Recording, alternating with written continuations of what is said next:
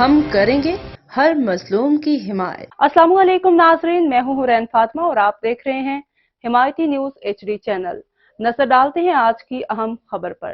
اسلام آباد وفاقی وزیر خزانہ نے اپنی بجٹ تقریر میں بتایا کہ آئندہ مالی سال کے لیے حکومت بے نظیر انکم سپورٹ پروگرام کے لیے مختص رقم کو 27% اضافے کے ساتھ 593 ارب روپے تک لے جائے گی۔